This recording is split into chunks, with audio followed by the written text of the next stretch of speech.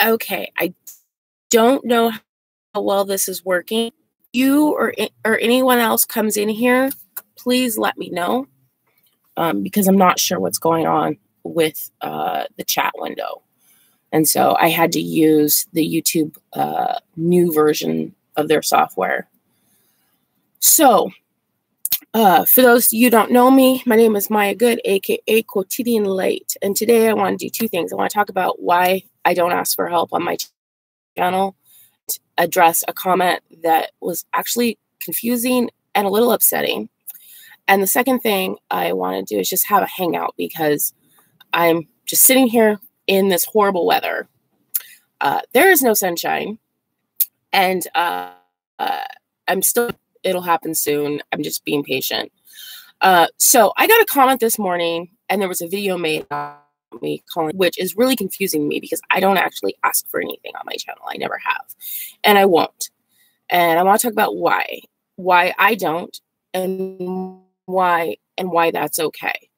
Okay, so for me, the reason why I don't ask for help is because I feel like this is my responsibility. I have income coming, and it's just, you know, cash flow. I have to just wait for it to get here. And I have an almost unhealthy relationship with self-sufficiency, to the point where I frequently let it kick me in the butt. Now, I left where I was and the job where I was early, before I was ready. Financially, I would have been much better off if I would have stayed another 3 months. I would have had a nice big nest egg, but I was concerned about the weather. It was getting really cold, and I don't have the ability to heat this van yet. I had a Mr. Buddy heater, and it was causing so much water inside the van that as I started building, because I have so much wood in here, because I'm using natural paint that hasn't been finished yet, I was concerned about it getting ruined. And so I ended up getting rid of my Mr. Buddy heater. Now, eventually, I'm going to put in a little wood stove in here because that produces a much drier heat. But in the meantime, that meant that I was not going to be able to stay where I was through winter. So I made the choice to leave, even though it was a little early. I made that choice because the van was mostly done, and I knew I had money coming because I do work. I'm not one of these people that just doesn't have a job. I work online. And in addition, I have other money that comes. It's not very much, but it is enough to get by. So when the car broke down, I never expected anything from anybody. And I really appreciate when people do offer. But it makes me uncomfortable. And so when someone offered to help, and I was like, I feel really uncomfortable. The Buddhist part of my brain is kicking in because I have this fight with the precept on generosity. I'm very generous with other people, but it's really hard for me to accept generosity from others. And so I'd had a couple people ask, and I was so uncomfortable with those conversations that I just went ahead and put the information in my show more information bar, because, like I said, I'm uncomfortable. So I want to thank those two people. I've had 3 people offer to send me money, and it was really sweet and it was really kind. And I accept that with all of my thankfulness and compassion. But also, the Buddhist precept on generosity isn't just to be generous for other people. It is to promote generosity in others. It's why when I'm offered meat, I accept it, because declining generosity in other people reduces the amount of generosity that they may offer the next person. So I'm just going to put this out here. That comment I got this morning really hurt, because I'm in a really vulnerable situation. I'm in a situation where I'm stuck here until I get paid. And then once I get paid, and this is a repair I haven't done before, I've done tons of research. I've done so much research on it. Like, logically, I know I can do it. Like, logically, I'm like, okay, this is going to be a piece of cake. I'm going to get hella dirty. I'm probably going to get totally bruised up because it's a tight space, and getting that alternator out of that tight space is going to be a shit show. But I know I can do it. And so to have someone come into my channel and accuse me of being an e-bagger was very, very hurtful, because I would be fixed already if I was an e-bagger. Like, I wouldn't be sitting here if I was begging for money. Seriously. It's hard enough for me to ask my kids to help me. Like, if I need $10, that's hard. Like, I don't want to ask anybody for anything. It's not comfortable. It's not fun. And it's not their responsibility. It's my responsibility. That said, there are channels out there where people do have issues where they're not able to solve them themselves. Like, I'm in a good situation because I know that I'm capable of reading instructions, figuring it out. You know, I've watched my brother. I'm afraid of tools. So for the most part, how most tools work, and if I don't know how they work, I'm not afraid to ask for advice or ask for directions. So I have that confidence, and it's not a very big repair. But in other situations with other people that have been in their vans, where they've gotten in situations that were unexpected, that they weren't prepared for, and they have an audience that really wants to help them, I'm not going to begrudge them that. Sometimes it makes me a little uncomfortable, but that's their community. Their community wants to provide that amount of love for them. And so I'm not going to begrudge them that. But we have to recognize that anytime anybody shares something bad that happens in van life isn't because they need or want or are asking for help. Oftentimes, at least in my case, I share because I want to do a daily vlog, and this is my life right now. Right now, my life is sitting in the McDonald's parking lot, a block away from Pep Boys, AutoZone, and Advanced Auto Parts, because it's the best place to go.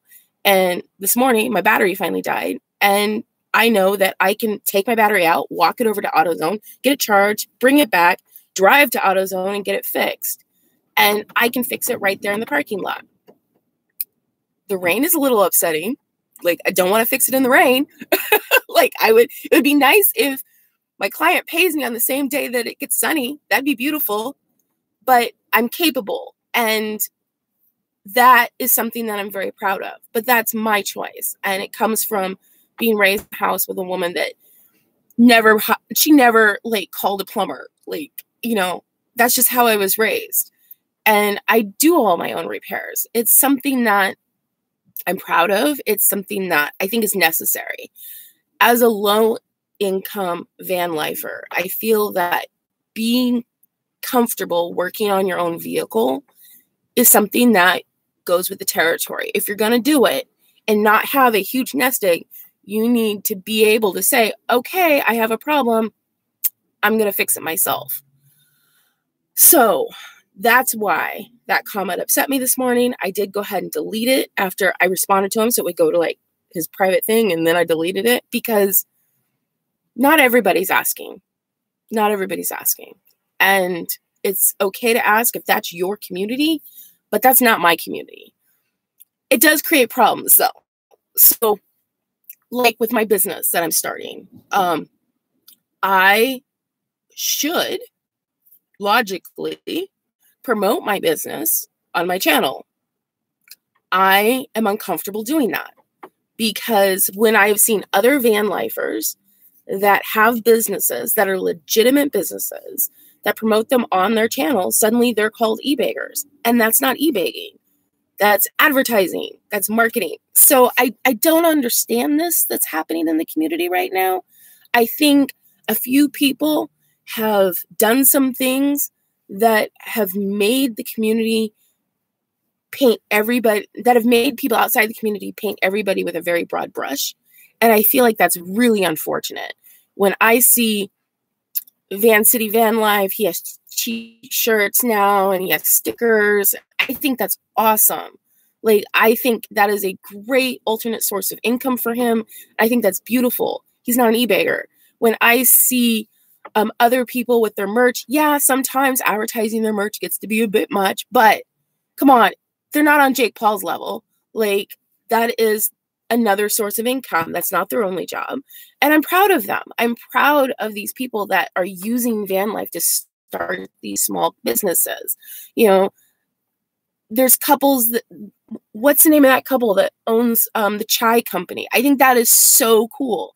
And so I'm sitting here, and instead of getting stuck and just huddling, I'm working on business plan. I'm working on my website. I'm working on revamping my YouTube channel, because that's what I do. I may get depressed because I have depression. Runs in the family. Hello. Sorry, kids. But I get depressed. I deal with it, and I just keep on moving, because that is my mode of that's how I live. And eventually I may get over my insecurity about sharing my business online with my YouTube channel. But as far as begging for money, that's something I'll never do. It's just not me. I will ask family and friends, but that's not what I want my YouTube channel about. I want my YouTube channel to be a really honest look at the ins and outs, the pros and cons, the positives, the highs, the lows of what van life is like for somebody that doesn't have a lot of money, that chooses it to create an awesome future for themselves. So, yeah, now that that's out of the way, I just want to hang out with folks, because this rain has gotten me. I do like that seasonal affective thing, but this rain combined with being stuck, combined with waiting to get paid, sucks so much. So I thought maybe I'd just come on here and talk to you guys and see how everyone's doing. Yeah, Carol, to love others, you have to accept their love. And that is my struggle. And I've always struggled with it. Someday I will be able to be a lot more gracious and easy with accepting people's love, but it's hard, because I want to be self-sufficient. I'm a big girl. Like, I can do anything. That's how I see myself. And so when suddenly someone's offering me help and I'm realizing that's actually helpful, a part of me is like, I wish it wouldn't be helpful. But it's life. It's life. There's ups and downs. I'm just happy that I broke down someplace where it's going to be easy to fix it. Like, once the rain goes away, I couldn't be in a better position. I checked the availability of the parts I need. AutoZone has them, and Advanced Auto Parts has them in stock at these 2 locations. So I'm not even going to have to order it and have it sent to the location. The stuff is already there. So it's just a matter of waiting and being patient. And sometimes I'm not a very patient person. So how are you guys all doing?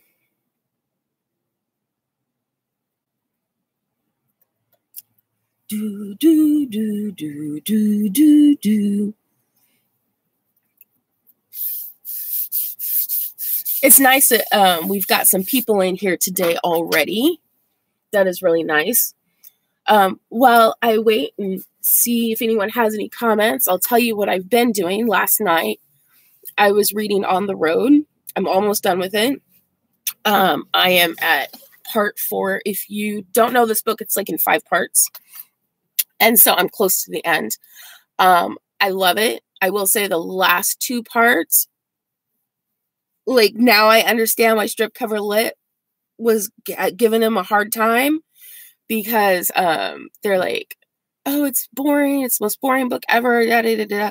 I was like, what are you talking about? I love this book. It's awesome. And then I got to towards the end of part 3, I was like, oh, it came to screeching halt. So I'm just, plugging through. I'm going to finish it. Hopefully I'll finish it today.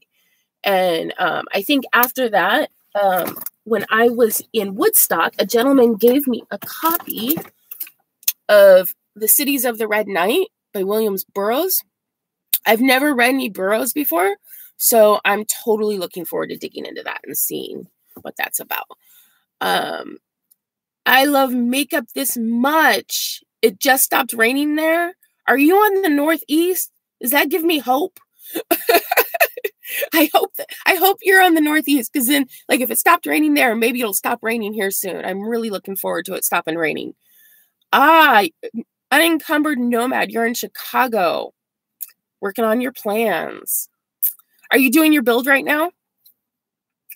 Or are you doing business plans? I'm going to be swinging through Chicago, actually. When I get out of here, in the next couple days, I'm going to fix the alternator, and put in the countertop.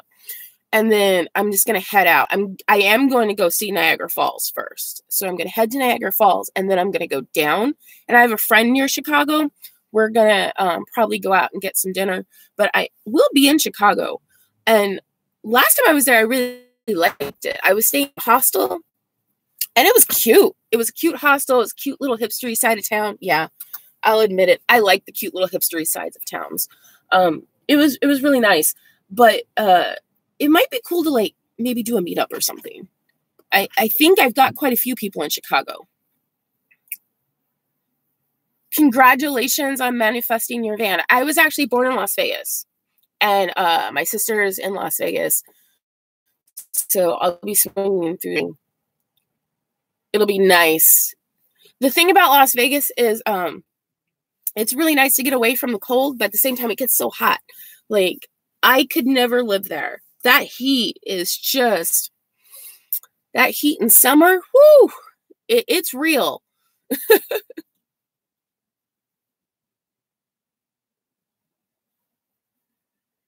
Yeah, Nikki, it's hard when you can see the light at the end of the tunnel, but you're not quite there yet. I think that's why I started getting depressed and frustrated, was because I can see it. Like, you know, it's right there. I just need the rain to stop. I need my paycheck to get here, and bam, I'm out. And it's so close. It is so close, you know, and then to be stuck here while I'm looking at that light. I think it's almost easier to not feel like there's a light at the end of the tunnel, because then you're not like constantly thinking, oh, I'm almost there. I'm almost there.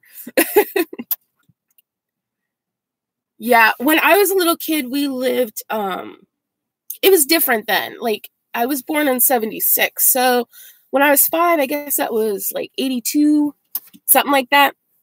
And we lived in a cul-de-sac. And at the end of the cul-de-sac, there was like desert. And then at the opposite end of the desert was a community college. So that kind of tells you where I was. And when I was a little kid, I spent all my time playing in the desert. We used to, the PG&E used to leave the big wooden spools that they put the wires on. They used to leave them out in the desert. And so me and my little friends would them, and we would catch lizards and snakes and stuff in the desert. I was totally like a little desert adventurer when I was a little kid. Yeah. Yeah. I was born in Vegas, and my Nomad guts started really early. We left Las Vegas when I was in first grade, end of kindergarten. And my mom and my adult brother, my mom, when she got me, she had already raised 7 kids. They were all adults.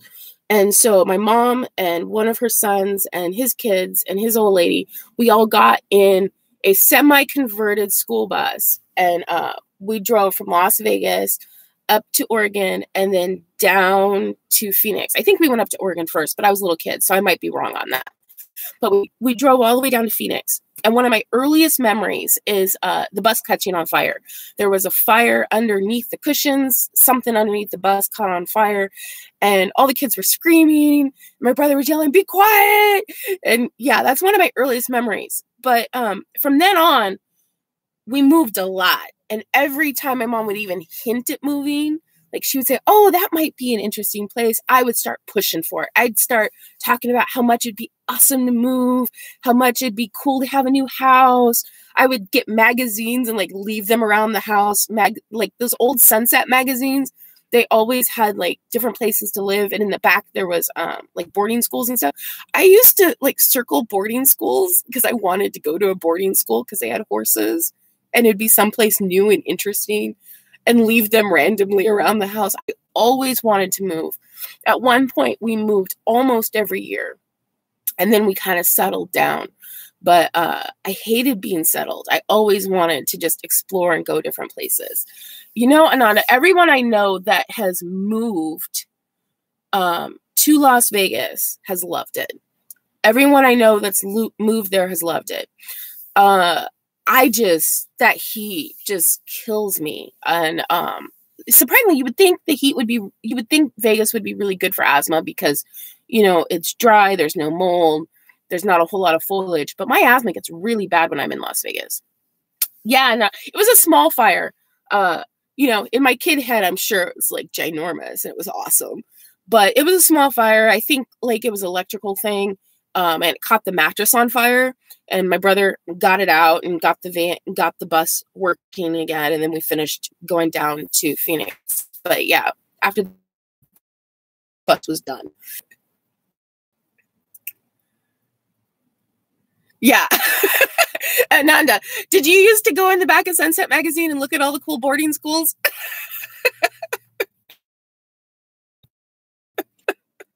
I think I was like the only kid in the world that wanted to go away to boarding school. Like, Mom, it wouldn't be that expensive.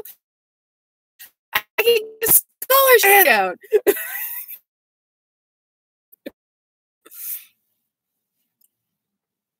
Nice. I didn't know that lymphedema was better in dry heat. That's really interesting. That is really, really interesting. Yeah, I can't deal with the tourists. When I was in New Orleans, everyone was like, "What? You were in New Orleans and you didn't go to Mardi Gras?" No, I didn't. I don't like all the crowd, like the crowds, and I don't mind tourists because, I mean, technically I am one, but I like tourists that really want to understand an area, want to live like a local. But when you have like a gaggle of tourists that come into an area and just trash the area, it's so upsetting. And so, yeah, when I was in New Orleans, I pretty much avoided the tourist areas. When I was in Las Vegas, the Strip is pretty clean and it's beautiful, but there's something about it that just doesn't sit right in my stomach. I don't feel comfortable on the Strip. I hate driving on the Strip. Driving on the Strip drives me crazy because people just randomly walk out into the road. You think people jaywalk in New York? Drunks in Vegas, they are just like Grand Theft Auto on. It's horrible. And so I hated driving in that area of town. And it was really easy to get turned around all the time. The other thing I didn't like about Las Vegas is the houses. They all look so much alike. I would get lost going to my sister's house because all these little neighborhoods, all the little houses, they're so cookie cutter, and I don't like that. Some of the small towns outside of Las Vegas, I love some of those small towns. There were some beautiful areas in the desert. I even liked Reno, and everyone gives Reno a bad name, you know. It's like the armpit of Vegas. But yeah, I even like Reno just because it has more of like a small townish feel. That's one thing I've learned in traveling is that I don't like cities as much as I thought I liked cities. I thought I loved cities, but I actually don't. I like small towns and small cities. I feel like it's easier to kind of meld into the community and really feel like you're living there when you're there as a tourist. Whereas in a big city, you know, as a tourist, you never really feel like you're a part of it. You always feel like you're just watching it. When I lived in New York City in 97, 96, I think it took me about 6 months to feel like I really lived there. Whereas in a small town, it only takes a few weeks and you feel like you belong there.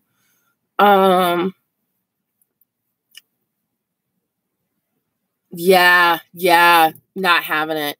The other thing is, I struggle with smoking too, Ananda, and I quit for long periods of time, and then I'll start for like a couple weeks. Like right now I'm smoking because of the stress, and then I'll quit. And if I'm in a place where they allow smoking inside, they allow smoking everywhere, it is so hard for me to stay quit. It is horrible. I just cannot be someplace where there's that many people smoking inside. Plus, everything stinks. That's frustrating. Bella Natural, I'm glad that you finally caught it live. That's awesome. I'm in Reno now. It's trash. I actually liked it. It was kind of cute. But then again, I like Tuba City. A lot of people say that about Tuba City because there's nothing there, you know. But I loved it. I loved that small town desert feel. It was kind of cool. And like all the desert kids are just awesome. You miss smoking? Oh my God. Every time I quit, I love it. I love it whenever I'm not smoking. It feels so good when I don't smoke, and I don't even miss it.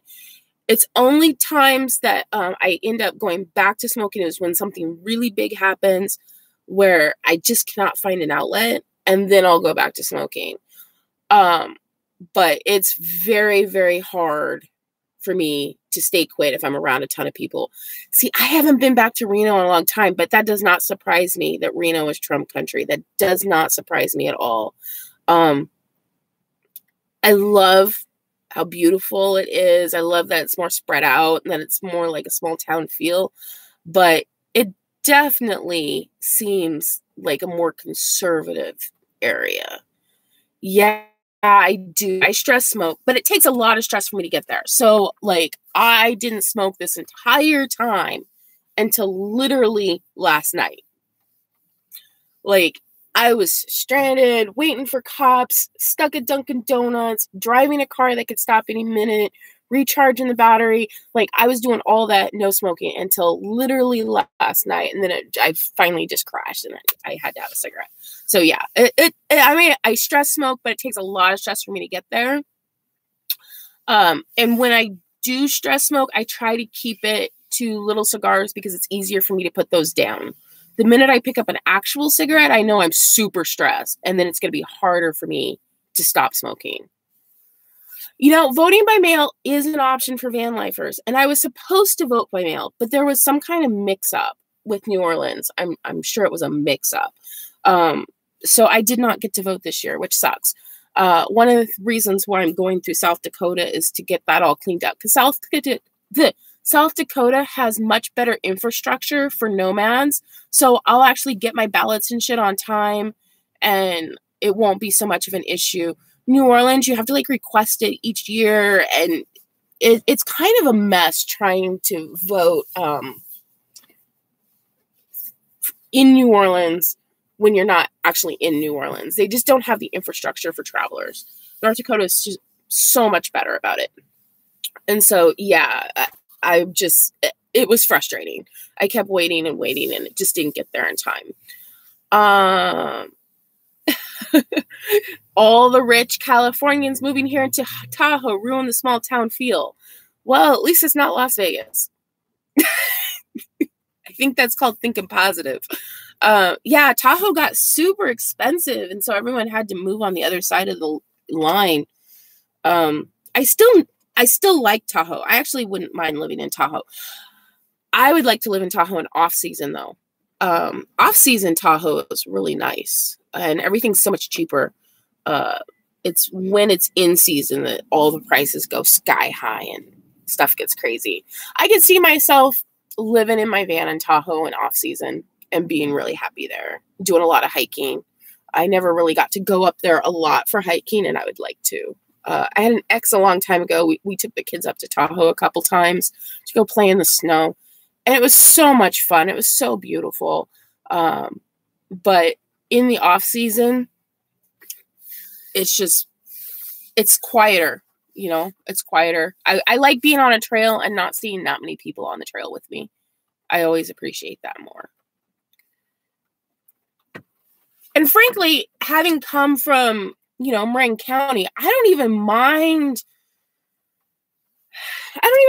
being around that many rich people. Like, if they're cool rich people, like rich people that like worked really hard and got their money and still remember what it was like to not have money, and like they all just want like a small town feel and a cute house too. So, you know, I love, you know, living in some areas where there's a lot of money. Marin County, not so much. It was annoying. But Nevada wasn't too bad. Sausalito, I love Sausalito. Sausalito is a very high income area, but I love Sausalito. I like the artsier towns. I definitely love artsy towns, regardless of whether they're high or low income. There's just something about artists, whether they've made it or not, that doesn't change. And yeah, I could see myself living in an artsy town, regardless of where I am on the income stream. Yeah, sitting on the edge of a lake is bliss. Now, one thing, the nastiest lake experience I ever had, when I was a kid, we went to, what was it? Clear Lake. And Clear Lake is not clear. Clear Lake is disgusting. Clear Lake, there was like dead fish floating in the lake, and there was so much mosquito larvae. It was the most disgusting thing I'd ever seen in my life, and it freaked me out about lakes for a really long time. After I went to Clear Lake probably in high school, and after that, I would go to a lake with people, and they would all want to go swimming, and I was scared to go swimming because Clear Lake, there were so many dead fish. Like, I remember seeing dead fish floating that I won't get in a lake water. I'll get in an ocean, but I still freak out a little bit about lakes. Yeah, Palo Alto feels like a small college town. I like college towns. I like art towns that really collect artists, and I like college towns, even big cities. So right now I'm in Albany, but when I was on the other side of town near where all the colleges were, I felt very comfortable. There's a certain feel about a college area of a town that's just really kind of cool and kind of chill, a little bit more relaxed. I like that feeling a lot. And that might just be because, you know, I was in a college town for so long. There's just something very comfortable about it. And I like college. I loved going to college. And every once in a while I think about getting my master's degree, and I'm like, oh, really? Like, it's already going to take me so long to get out of debt. I don't want to add any more. Yeah, dead fish and mosquito larvae. It was disgusting. I don't know if it was abnormal for that year. I talked to other people who said that they got there, that it's been like that in other years. But when you go to a lake and it is full of dead fish and mosquito larvae, every cell in your body, nature takes over. Every cell in your body is like, ew, get out of here now, death. And it was just horrific experience. Hi, Sandra. It's good to see you. I want to thank you so much for all of your caring comments. You know, all of you guys have been so supportive in the midst of my frustration. And so, yeah, I definitely wanted to thank you personally. I am okay. It's just a matter of being patient and getting this car fixed. I'm not worried about fixing the van myself. Like, it's a little scary because it's my first repair on this vehicle. But on the other hand, I did my research. I'm close to help. Like, I know I'm capable of doing it. So it's just a matter of waiting until the rain lets up and my paycheck gets here, and then I can get out of here. I definitely want to see Niagara Falls before I head south towards Chicago. So I'll do a little bit of, like, it's a slight detour, not very much of a detour. But yeah, I'm definitely looking forward to getting in the warmth. I want warmth, and I'm looking forward to it. Aw, that's so sweet, Sandra. That's so sweet. You know, I know people worry about me, and y'all don't gotta worry about me. Where there's a will, there's a way. You know? That's how I feel about everything. Where there's a will, there's a way. And honestly, getting stuck here was good in a bunch of different respects. And I have to keep reminding myself of that.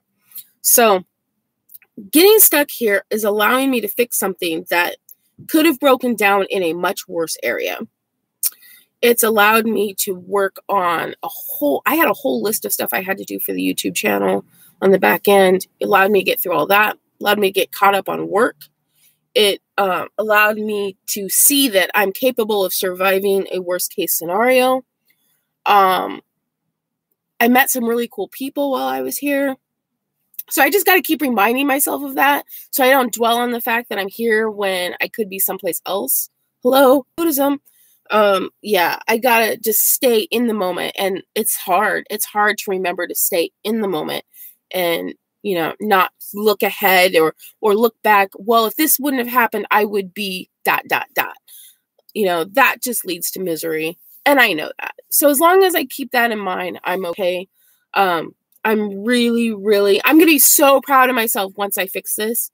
And like, I actually had a few people ask why I didn't just take it someplace and get it fixed. And, you know, once I get paid, I would actually have enough money to do that.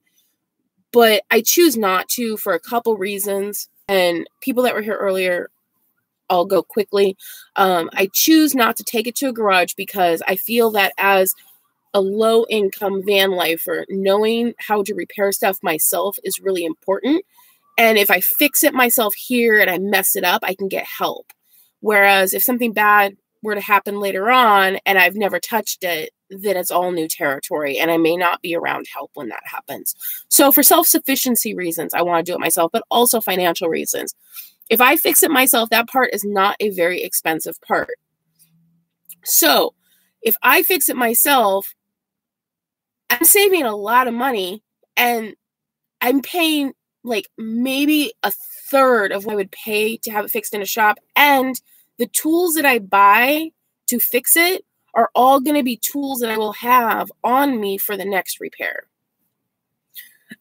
which I think is really important. Like I need those tools. I have a list of car repair tools that I need. And gradually I'm going to go through the whole van. There's a lot of repairs I want to do over the long term and really make sure that she's in tip-top shape before summertime so that when I take her up to Alaska, she is a beast. That's so funny. I Love Makeup says, I love your outlook. I would have said beep and signed a lease. Laugh my butt off. You know what? Yeah, I have no interest in signing a lease. The idea of being stuck in one place would have driven me nuts. I was going stir crazy in Palinville and Saugerties area, even though I was constantly moving between Saugerties, Palinville, and Woodstock and Kingston. I was constantly going between those 4 towns, but I was getting stir crazy and I was only there, you know, what, 13 months? I think right around 9 months, I start getting antsy. When I was in New Orleans, I started getting antsy right around the 7-month mark. And I remember as a kid, it was right under a year when I would start like nicely suggesting cute cities and things to my mom. So I feel like I have like a timer. You know, right around 9 months, the buzzer goes off. It's like, your gear's almost up. Time to move location. That's kind of how I feel. Which reminds me, you know, some people have asked, like, what are you going to do after you do the Pan American Highway? I don't know, because it's going to take me a really long time to do it because I fall in love with places and I stay longer than I mean to. So, and I fully acknowledge this about myself. And I'm totally embracing it on that trip. So if I'm driving and I fall in love with, you know, some little town and I want to stay there for 2 months, I'm going to stay there for 2 months before I go on to the next one. I'm looking forward to that. I'm super, super excited. Anana says, I was in Newport, Rhode Island for business years ago and I fell in love with it. I didn't want to leave. I have fallen in love with cities so many times, but I've never not wanted to leave. And I think that's strange because like I like Woodstock, surprisingly. I like Woodstock. I love Tuba City, Flagstaff.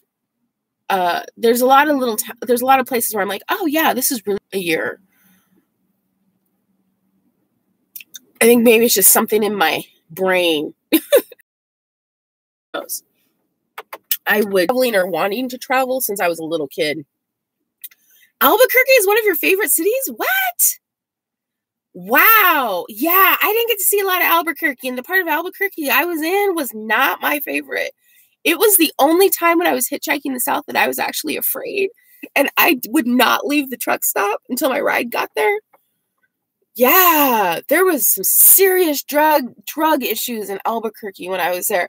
And it was like, you go in some towns that have like really bad drug problems and you'll see the druggies, you'll see the prostitutes, everybody, but there's still a sense that there's like a little bit of pride in themselves. I was in Albuquerque, some butt naked lady wearing a fishnet dress was walking the street high as a kite. It was so nuts. I was like, where am I? This is not good.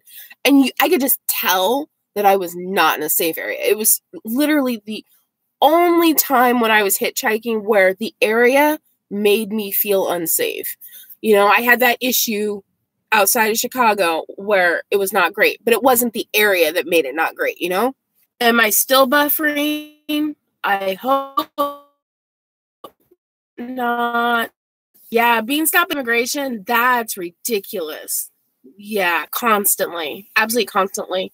You know, and I feel like as a person of color in a van, I just accept I'm going to get stopped, and I just try to make sure that I'm like super nice and friendly and girly when I do, cuz it's the way. Hey Tahara, I just totally mispronounced your name. Tayara? That's pretty. Tayara? How do you pronounce that? I like it. Yeah, there is no T. You know, I came on here because I was frustrated by a comment that obviously the person had never actually watched any of my videos, who assumed I was e-bagging even though I don't ever ask for anything. And I decided it's a crummy day because it's rainy, my battery's dead, I'm waiting for my paycheck to get here. Why not talk to some awesome people and just like distract myself? And plus my book, I'm loving On the Road, but the last 2 parts are not the best parts of that book, I gotta say. Part 4 and part 5 definitely feel more like a slog. The first, I don't know, the first 3 parts, it was exciting. It was moving. Part 4 hit, and it's like the whole book came to a screeching halt. The language is amazing. I love reading it. I don't hate the book, but definitely the rhythm of the book has changed in a way that's much more of a read 5 pages, set it down. Read a few more, set it down. Oh, that's so sweet. Tiara. Oh, I like that. I would not have guessed that. And I like it a lot. Oh, I'm not. I just wanted to clear something up, though. You know, I wanted to clear it up because I have had people offer to give me money, and I've pointed them to the description bar. And I wanted to explain why I put that link in the description bar. And it's because I'm uncomfortable accepting and asking for help from other people. But I feel like if someone wants to offer help because of the precept on generosity, I really don't want to turn someone's help away. And it is actually helpful. And I put it there because people were asking. But I've never asked for financial assistance on my channel, and I won't. I'm uncomfortable with it because of how I was raised. It's hard enough for me to ask my family for help. Like, I have to be really hurting to ask my family for help. I have to be like, haven't eaten in 3 days. Like, I'm on my last whatever in order to ask family for help. And that's just because I was raised by a woman who was so independent. And then when I do ask for help, the guilt is real. You know, it's just not who I am. And I wanted to make that really clear. You know, I also want to make it clear that just because I have that as a rule for myself on my channel, I don't begrudge anyone else's channels. So if someone else has a community where that's okay for their community, do you, boo. I'm not going to call people e-beggars. I'm not going to feel offended for some other community. Those people are giving that person money because they want to, because they love that person, because that person is giving them something. Whether you understand what they're giving them doesn't matter. So for me, I'm not going to ask on my channel. I will ask for other ways. Like the other day, I asked if anybody had a garage because it was raining and I need a covered space to fix my alternator if the rain doesn't let up. But there's something different about asking for money, you know, when you're not giving them something in return, that makes me uncomfortable. And it just hit me wrong. You know, it just hit me wrong because I know that's not something that I've done. And I feel like the people that have offered their help, they did it because they're just lovely, lovely people. And they offered with no asking on my part. And saying that is implying that they're doing something wrong, and they're not. Being generous is a good thing. When I gave my shoes to that homeless guy in the middle of Florida, and they were like $200 shoes, and I saw him the next day, like stepping on the backs of the heels and stuff, I didn't care. I gave them in raining, and he needed shoes. I didn't give them to him for any other reason. And it doesn't mean for giving him $200 pair of shoes that he's going to ruin.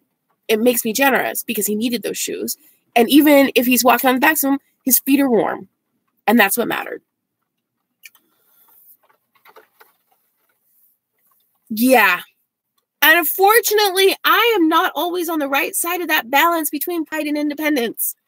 Sometimes I have been known to let my pride and independence bite me hard. I really, really struggle with letting go of my pride and asking for assistance or going places where like it could better me in some way. You know, I always feel like I have to do everything myself.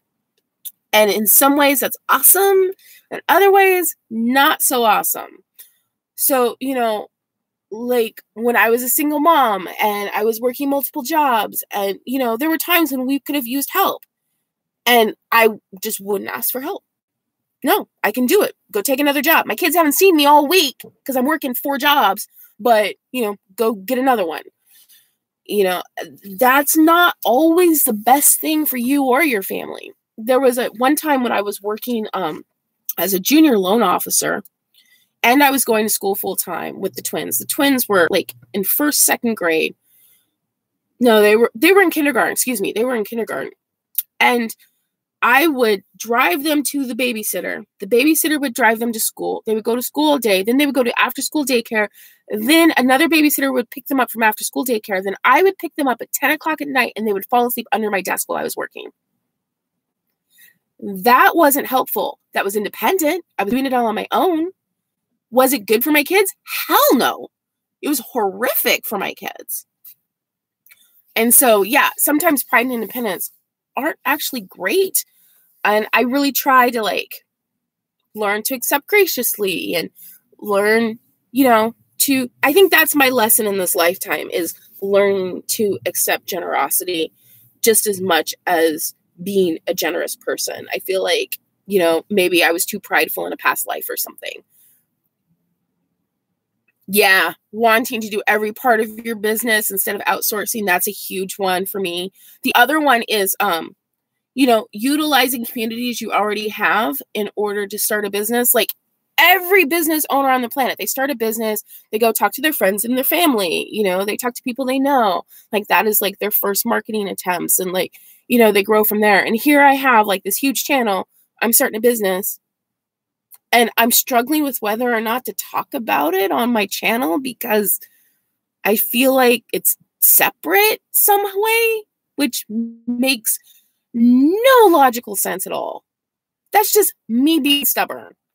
You know, if I start a business, I should feel comfortable coming onto my channel and being like, hey, I started this thing, you know, and instead in the back of my head, I'm like, does that make me an e-bagger? Like, that's just, it's ridiculous. It is absolutely ridiculous, especially when you see just how much YouTube helps people start businesses. Like there are so many people that use YouTube effectively for their businesses. The fact that I would even hesitate is kind of disappointing, but I have to own it. Like that's my baggage. And not outsourcing is a big reason why small businesses fail. It's also a reason why working in like small like restaurants and stuff can sometimes be so miserable. You know, when the boss is like so to the business that they can't step back and let somebody in and get really, really icky. And for the employees, I've seen that happen a bunch of times. That's something I'm going to struggle with because I know eventually I'm going to need to outsource. I know that there are things I'm going to need for my business that I'm not capable of doing. And so, yeah, that's going to be a struggle outsourcing. Cola Met. No, I haven't gotten it fixed yet. It is still a rainy mess and, I have not been paid yet. Unfortunately, PayPal didn't send my invoice. And so, one of the other, people that I work with was like, oh, so-and-so didn't get your invoice, so I forwarded it to him. You should get it soon. So hopefully in the next couple days I'll get paid and then hopefully it'll stop raining because I don't want to be messing with electrical in the rain. I know the battery is going to be disconnected and everything, but still I'm paranoid about it. I had an ex one time get electrocuted while he was working on the ceiling light and he was fine. But after watching that, I don't mess with electrical in any way that might get me in trouble. And so even though the battery's disconnected, I still got to reconnect it. And I have like this fear that, you know, it'll get wet and I'll explode. Again, stupidity, but it is what it is. Worst case scenario, there is a car wash that I think is a self-serve car wash. And if it's a self-serve car wash, I may park in there to fix it. Because at least then I'll be covered. So, yeah. Anyone else have any other questions or comments? We are at 51 minutes, and I really don't want this to go over an hour. So, yeah, I just wanted to let everyone know what my rule is on my channel. I wanted to address that comment. I wanted to hang out with some awesome people. And I want to thank you guys for helping me feel better. When I move and get settled next year, you'll be welcome in my home. That is so sweet, Ananda. But I don't want to be welcomed in your home. I want to be welcomed into your driveway.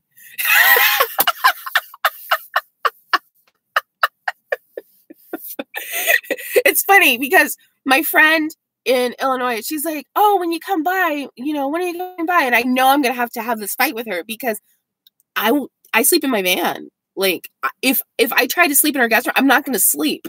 Like, my van is my house. And it's so strange for people if you go visit them and then you're like, yeah, I'm going to park in your driveway. And even though you're offering me your guest room, I'm going to sleep in my van.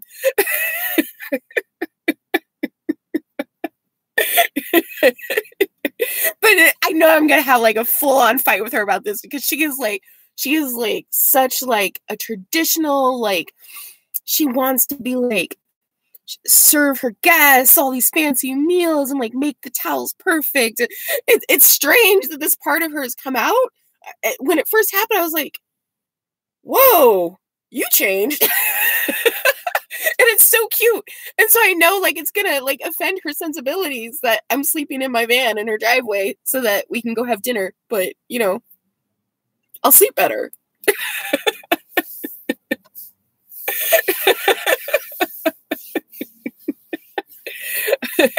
You know what? My favorite place I ever lived was my very first little studio.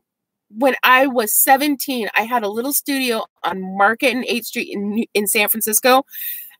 It came complete with the crackhead alarm clock, but it was the best little studio. I loved my little studio.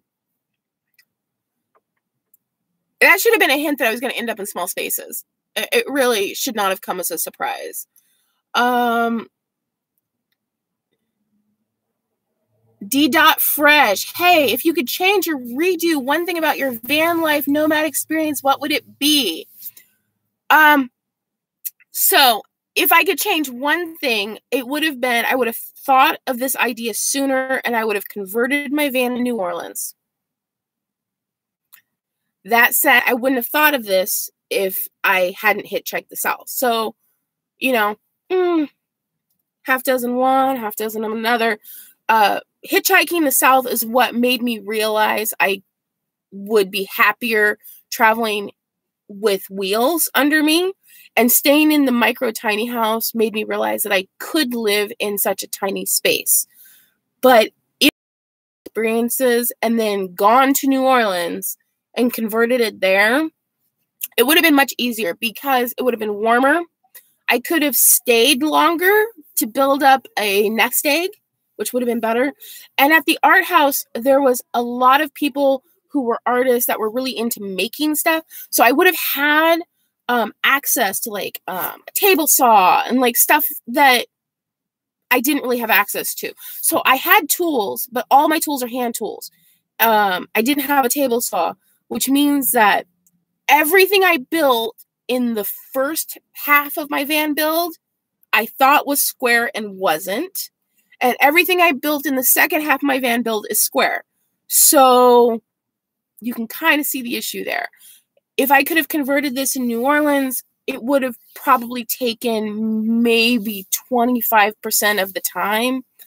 I would have just gotten in there and gotten done. It would have been crazy because I would have had artists helping me. And so Lord knows what it would have looked like. I'd have like crazy paintings everywhere probably or something.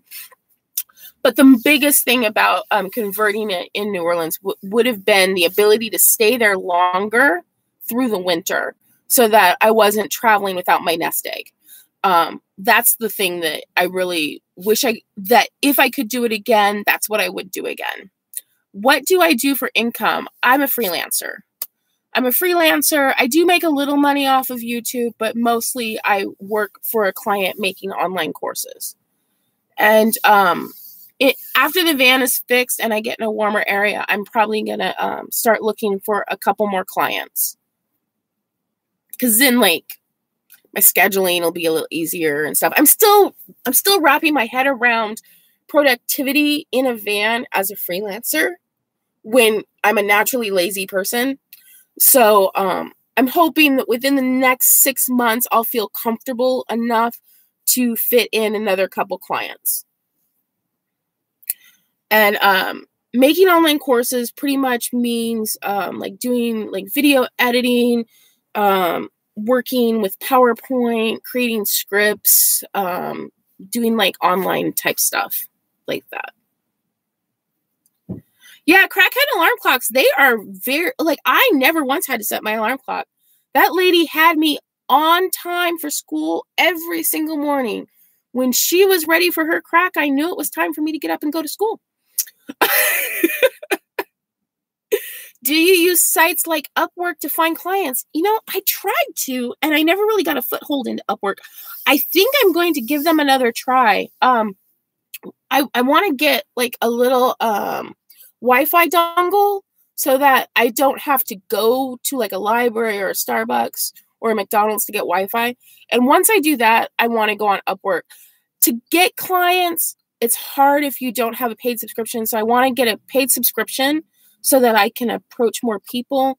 And you kind of need to be on there every day at first to build up some past jobs.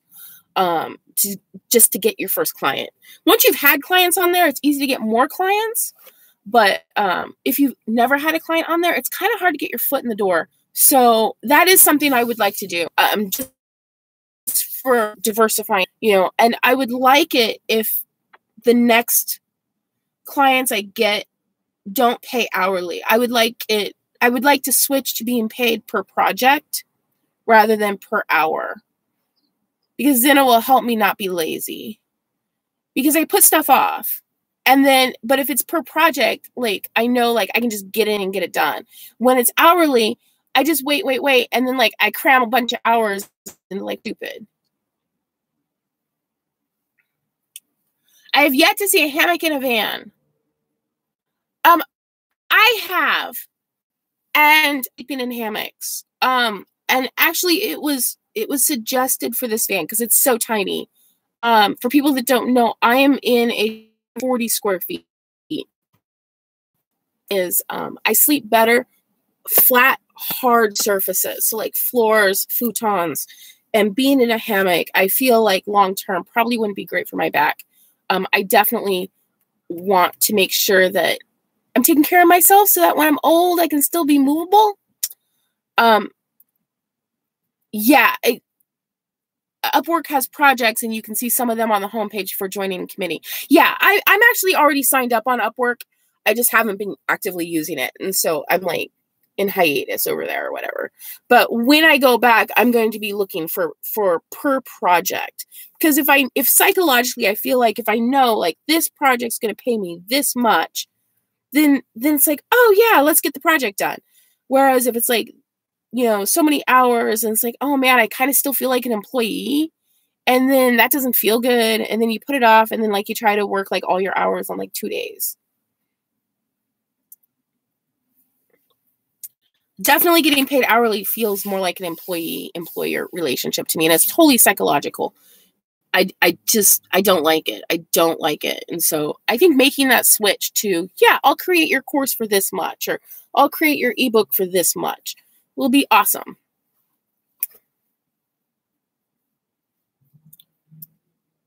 Let me see here. Driveway Airbnb sounds like a business for those with vans. That's actually kind of awesome idea. That is kind of an awesome. I'm almost seeing it like a couch surfing app, but for like a driveway surfing app. So like travelers that have houses can offer up their driveways to other travelers when like their driveway's empty. That's kind of idea for like an app.